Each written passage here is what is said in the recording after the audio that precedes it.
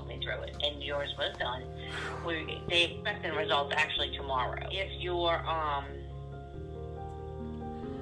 your embryos come back normal, we're going to go ahead. You'll start the pills. We're going to schedule you for a saline ultrasound.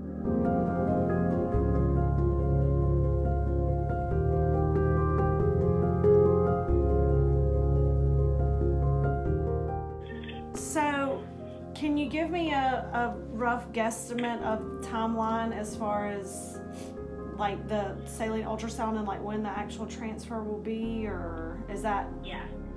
Pills is probably going to be ending around August 23rd, and we'll be starting your medicines for your transfer cycle probably around the 27th,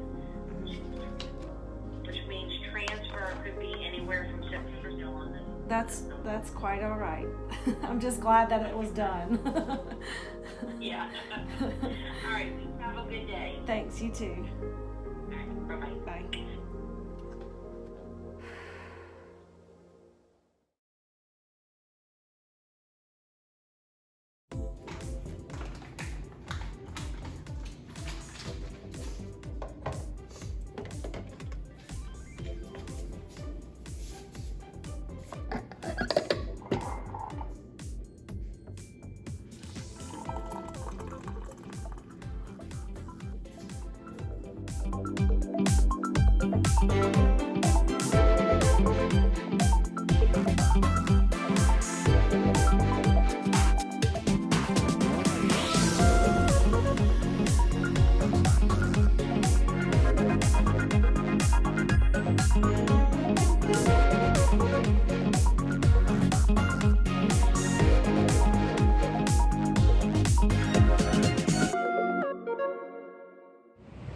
Good morning, our family and our friends. See how I said R instead of mine? This is yours too. No. Our hair looks amazing this morning. I got mine styled like this. It's called Beach Hair, Don't Care, because we're at the beach and we're just enjoying our coffee on the balcony. It's beautiful out here. Cheers. Here's our view. Well, that chair's in the way a little bit, but it's a gorgeous morning. And it's actually pretty cool out here right now. It's not too hot. It feels nice. It doesn't feel bad. Feels very nice. The pool down there, we're gonna be seeing it in a little bit.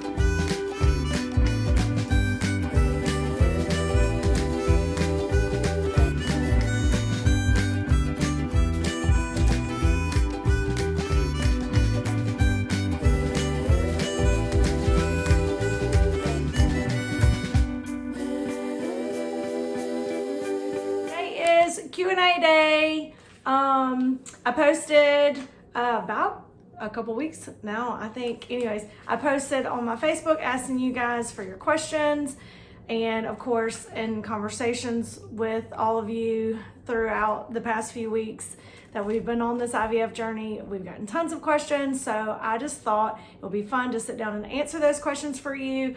Thank you to everybody that has reached out and asked your questions, or maybe you didn't, but you might have one that you've been wondering, and we've probably got it covered. So I've got several of them. We're going to jump in. I may talk fast because I want to cover it all without boring you guys to death. So first and foremost, what is your diagnosis? What is your husband's diagnosis? A lot and none at all. So what do I mean by that? I have PCOS, which is polycystic ovarian syndrome. I have irregular cycles. I don't always ovulate on my own. I also have adenomyosis, which is very similar to endometriosis, but it's a little more rare. Endometriosis is where the uterine lining grows outside of the uterine cavity. It's usually like around your abdominal area and that sort of thing. Well, adenomyosis is the same thing, except for that lining is growing into the muscles and the walls of my uterus. So therefore it can't be removed like endometriosis can, because they would have to remove my uterus, and I'm still trying to use it. What else? I did have a uterine polyp. It's been removed. I did have some mild endometriosis. It's been removed. I think that's it for me. Wes had low morphology, which means the sperms aren't necessarily formed properly. It was 3%, whereas the doctors want regular would be 4%, so it wasn't far off. We had a doctor put him on a couple of supplements and meds, and that has cleared up. We haven't had any more low morphology since our original sperm analysis, which was in 2016. His counts fluctuate, so one count will be wonderful and millions, and then another count will be not so great, but still enough. And with IVF, that shouldn't matter. So, but at the end of the day, we've had good sperm counts and cycles where I've ovulated and everything's gone right, and that lands us under the fantastic umbrella of unexplained infertility. So yeah, that's our diagnosis in a nutshell. I have my notes here so I don't forget any questions. How many IUIs did we do before we proceeded on to IVF? Did we take breaks in between? And did we change our meds for our IUIs? We did 4 total IUIs before we proceeded with IVF. So the first 2 were oral meds with Femara, and you still do a trigger shot with those, I believe. I'm pretty sure I did. And then the other 2, we did the gonal F injections instead of the oral medications, because we wanted to do as amped up of an IUI as we could before we moved on. So that was our 4 IUIs before we decided to stop kicking the tires. How high are our chances with IVF? And have any patients with our diagnosis or my diagnosis had success with IVF? So right now, kind of where we sit, our success rate would be somewhere in the 60%-ish. IVF does not guarantee you a pregnancy. IVF does not guarantee you multiples. I'll cover more on that later. Where we have about a 60 to 66% chance of success right now with everything we have going on with our embryos and where we're at in our process. The success rates fluctuate, and every body is different, every circumstance is different, so that's kind of a weird number, but yeah, we're holding on to that. It's better than 50%. It's better than half and half, so that's what we're gonna roll with. And yes, people with all of our above diagnoses have had successful pregnancies with IVF, so we're hoping we will too. I got several about when do the eggs get fertilized? Are they fertilized while they're frozen? Do they continue to grow? What happens with the frozen embryos? So I'm gonna try to kind of explain all those, what happens after they're fertilized, all that in one. So I had my egg retrieval a couple weeks ago. They retrieved the eggs out of my ovaries. those eggs, then the mature eggs have to be fertilized within like 24 hours. Your eggs are only viable for 24 hours, whether they're like in your body or not. So that happened after retrieval. That's when we got that call the day after my retrieval, and they told us that we had 12 to 13-ish that fertilized out of the 14 they retrieved. So from that point, those fertilized eggs stayed in the lab in an incubator, and they checked them after day 5 to see which ones had developed into blastocysts, or what we know better as embryos. We had one embryo that was frozen on day 5, but we had a couple more that looked like they were developing, and so they checked it again on day 6. We had 3 more, so we had 4 embryos which were basically eggs that fertilized, turned into embryos, and grew to the stage they needed to grow, at which point they were then biopsied for pre-implantation genetic testing, and then frozen. Now, once they're frozen, that's it. They're not growing anymore. They're not developing anymore. They can stay frozen until we decide to use them. And what we've been doing is waiting on the results of that genetic testing to see if any of them were chromosomally abnormal, because it will then later increase our chances of success. Whereas if we didn't have them tested and we transplanted a chromosomally abnormal embryo, the chances of miscarriage are much higher.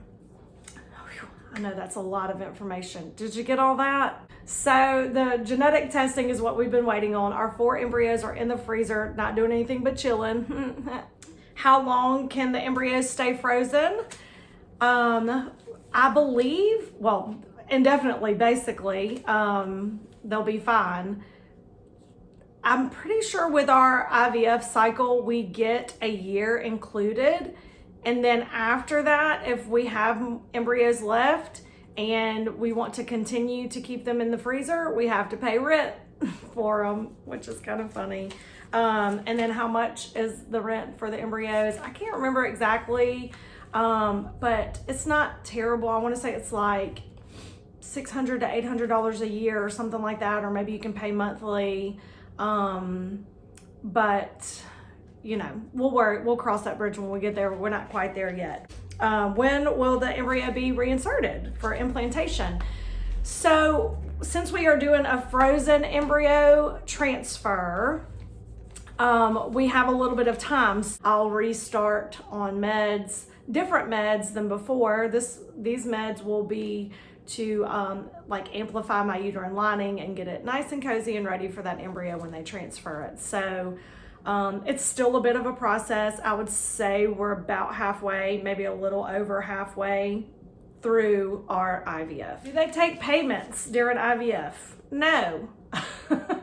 You pay for it all up front, because I guess they don't want you to get halfway and then decide you can't pay for it anymore. And then what do you do? What do they do with the embryos and so forth and so on? So I don't know of any clinics that will allow, I mean, yes, you can finance it. You can choose different payment plans either through your clinic or through their fertility companies that specialize in financing fertility cycles. So, you know, everybody's going to be different, but usually it does have to be paid for up front, or at least your payment plan set up, finance, so forth and so on, which is fine, because let me tell you the last thing you want to worry about on top of all this, paying for it. So figure that out first. Then the question that we get asked the most is about multiples, about our 4 embryos, and how many will we transfer, and you see all where that's going.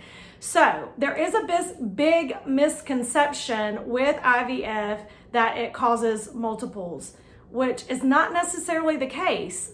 So back in the day when IVF first kind of hit the scene, I think the thought process was the more the merrier. Okay, well, if you can't get pregnant with 1 egg, let's just transfer 4 or 5 of them and see what happens. And then some people were having success with every embryo that was transferred, and therefore multiples were more common.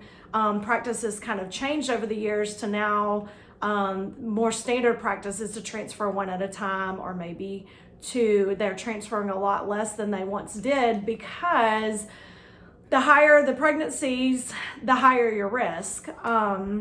So it's not good for mama or babies if you end up, with multiple. It's I'm not saying it's not good, but it's just more risky. There's more chance of complications. And so for us, we will only transfer one because we want our highest chances possible. Now, that's not to say the one embryo can't then split once it's in my uterus, and that would be twins, but we will only transfer one embryo at a time. I've also been asked about the sex of the babies and if we had 2 boys and 2 girls and which one we would transfer. So the answer to that is, with our genetic screening, we will, the sexes of the embryos will be known. We don't want to find out, so we're having that mask. We want to find that out later. But we want the embryologists and our doctors to choose the highest quality embryo, the best chance for success. That's what we're worried about. We want healthy. We don't really care about the sex of the baby. So yeah, that's that. Which leads me to this semi-sad clip. Grab your tissues. Here are the results of our genetic embryo testing.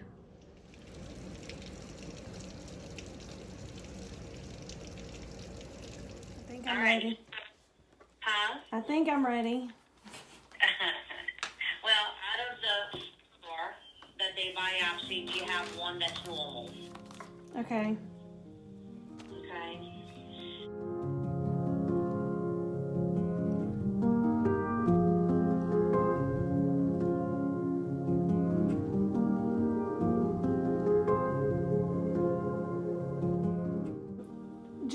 Just to be sure, because they froze the 1 on day 5 and then they froze 3 more on day 6. Uh-huh. So are you sure that 1 is it out of the 4, or? Yeah, and at the entire report. Okay. I was just making sure. Yes. So on the report, and I can show it to you when you come in, but on the report, it lists the embryos 1, 2, 3, and 4. Okay. And actually it says the biopsy date. So the first one is abnormal. Number 2 is normal. Number 3 and 4 are abnormal. Okay.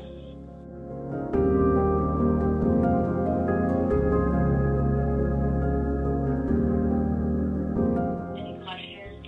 No, ma'am. Look, I know this is it's not what you hope for, but all it takes is 1. I know. I hope that's our 1. I know. Gotta keep thinking positive. All it takes is 1. I know. Thank you. You're welcome. If I can do anything for you, call me, okay? Okay, thanks.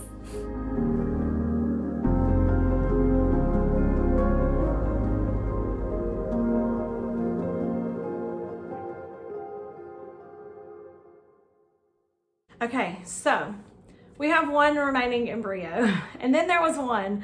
That was hard news for me, and that's part of the reason why there wasn't a vlog last week. I didn't want to sit down in front of the camera and talk about infertility. I was processing that news. Was it good? Was it bad? How did I feel about it? With our IVF cycle, it did come with 1 retrieval and 2 transfers. So if we had more than 1 embryo and the first one was not successful, we would have a second transfer available to us. However, with only one embryo, we only get 1 shot. But we know that that's all it takes. So we're hoping that this is our 1 little magical embryo and that it sticks and that will be our tiny steiny that we finally get to bring home and love on so hard. But yeah, that's where we're at now. Not sure if there will be a vlog next week. I don't have anything going on in the world of fertility right now. I'm on birth control and I'm waiting on my saline ultrasound, which is still a week and a half or so away. So I may or may not vlog next week. We'll just see. But yeah, in the meantime, keep us in your prayers. Pray for our one little embryo. And we'll see you next time. Oh, and I wanted to show you my shirt because you can only see the top part, which is very fitting for kind of how I've been feeling. This sucks. But God is good, y'all. So that's what we're choosing to focus on. Have a wonderful day. Love you all. Bye.